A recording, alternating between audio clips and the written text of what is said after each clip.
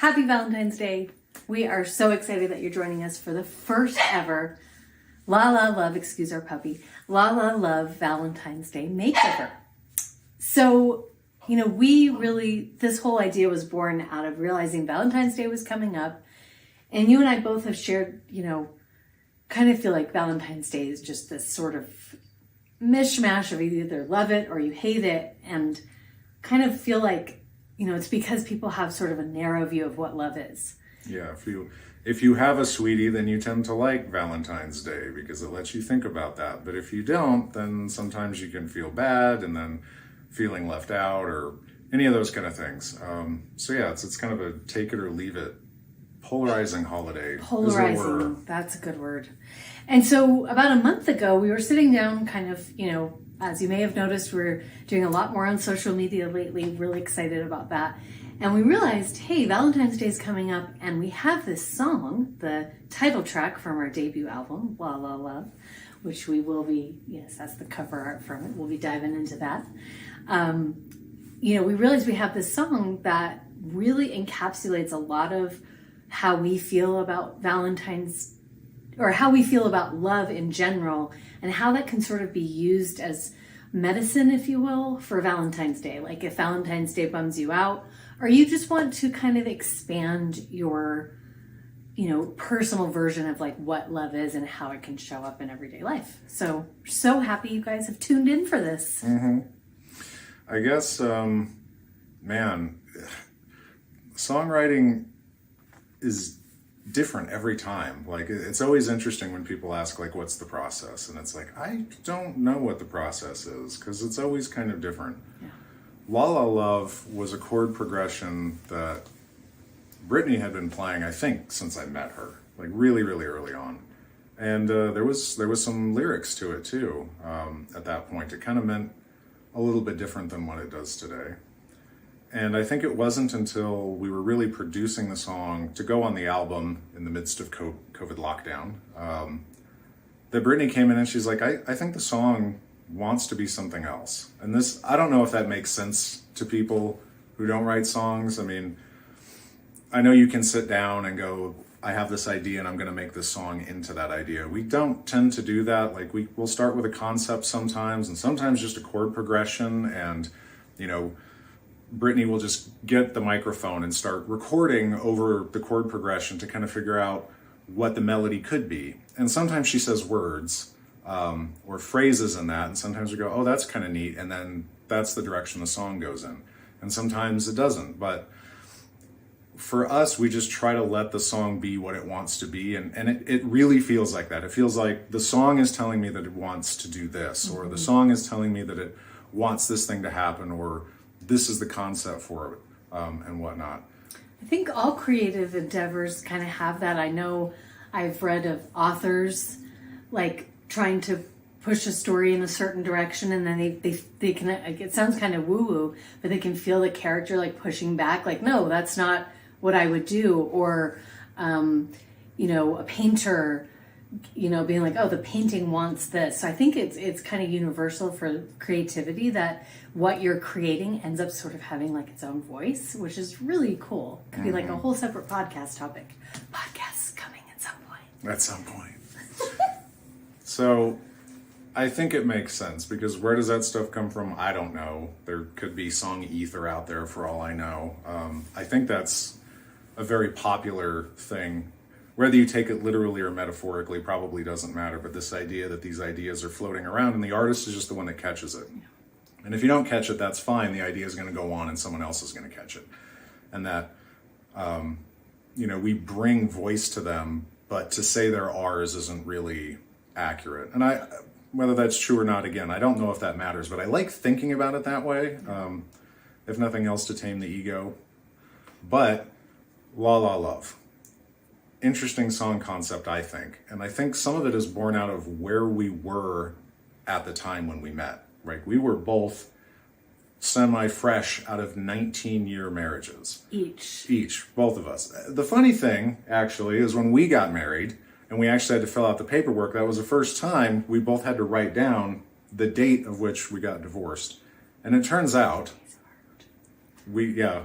the official divorce dates for both of us were just 2 days apart. Yeah. And then we got married on 2/22/22. So I don't know. 2's a lucky number. It for is. us, I suppose. It is. I think so.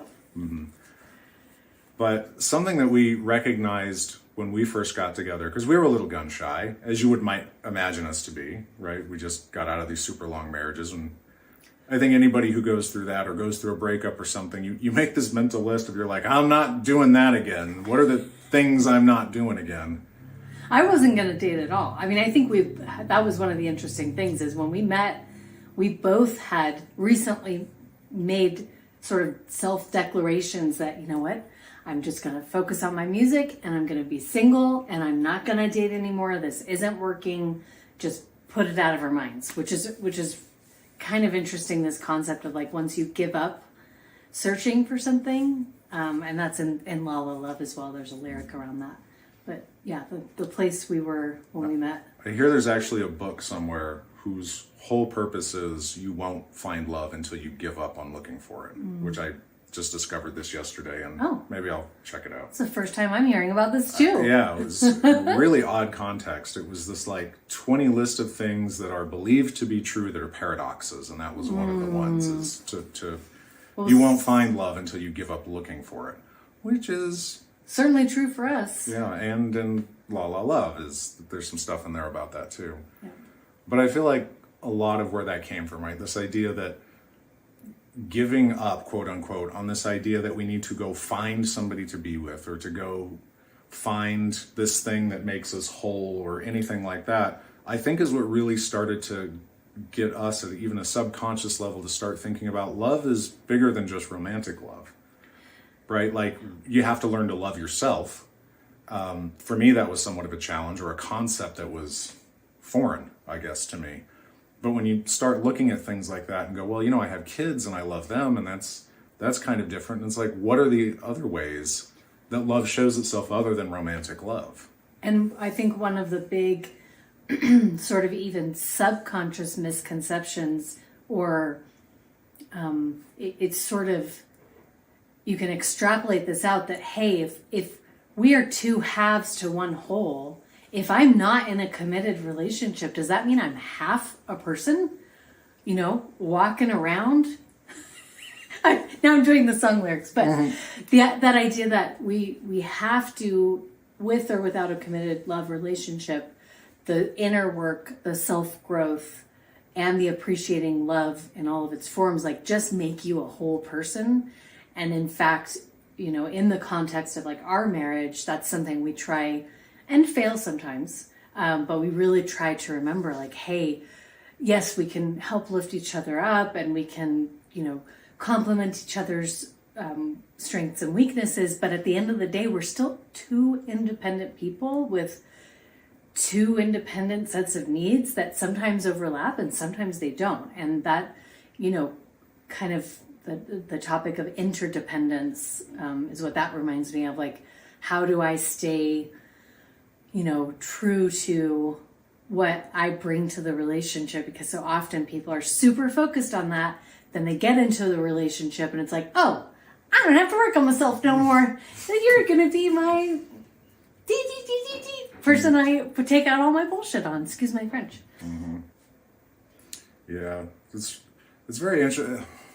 I don't know why this pops into my head about this, but we've had a few people actually tell us, you know, that we've somewhat inspired them in what a relationship should be, which is very flattering. And it does make me feel good and make me feel like maybe what we're doing is working to some extent. I also would like to point out to some of those people, we only post the stuff on social media that's awesome, right? Like we don't post the parts where we're not awesome or the parts where we don't show up well or where we Although lose, we should sometimes. Where we lose sight of being interdependent and do some codependent things. Ooh. Like that happens, you know. Yeah. I think that we're very compatible together, but there is an almost equal measure of incompatibility that we also have. Some of our, I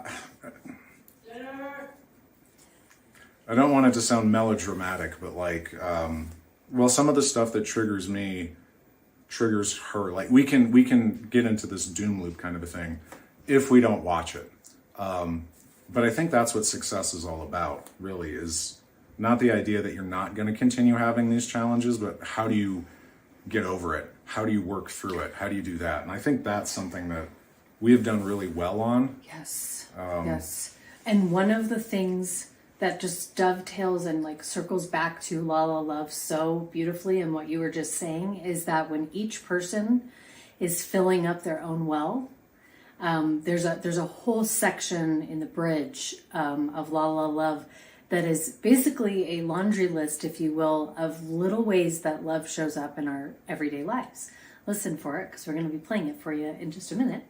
And so if I'm filling my own well and Reed is filling his own well, we then are always coming into those tough situations. We still might fall down. We still might need to make apologies. We still might need to start over, take a breath, but we're coming in with not an empty tank, because I think, again, that kind of comes back to, if I'm half a person and I need that other person to be complete, I'm always coming in at a deficit.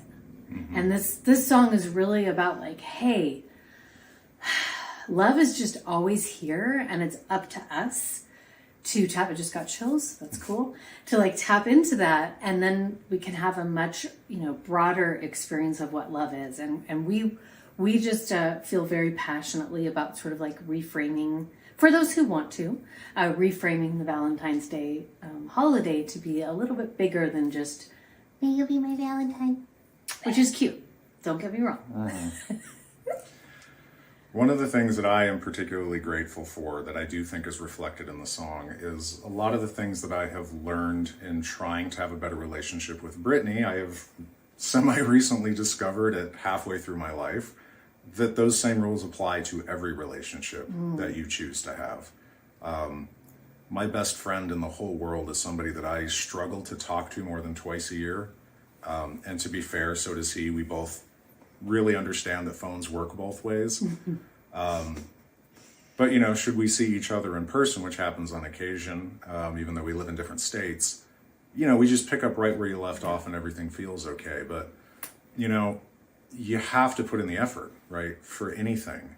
And the reward isn't love, because that's always there. And I think that's one of the core things about this song, is it's not something you have to go find. It's just there if you let it be.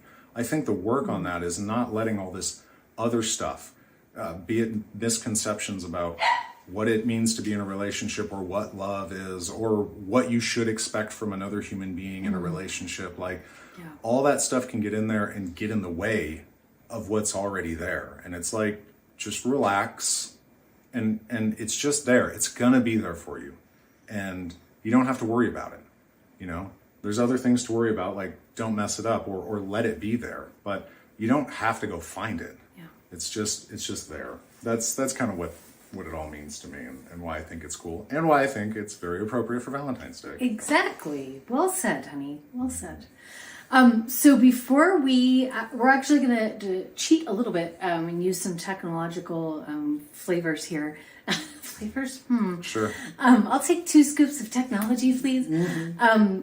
We are actually going to not play the song live for you here. We are going to just kind of interject, if you will, the live version of La La Love, where we had a trumpet player, Alan Cowell, fantastic friend Lori Teedy on harp, and then our sort of regular California band, Dallas Darnell on guitar, wonderful Thunderlump, aka Tito, or Tito, aka Thunderlump on bass, and Colton Cutler on keys. So we're going to show you that. But before we do, we have one more little story for you, and it's about, you may have seen the video last week around sort of how this whole concept of getting an original piece of art commissioned for each new song that we release. It all started with Patsy Telpner's Heart over there. We got that as a gift because we had ultimate shout out goes to Ryan Tedder, really, for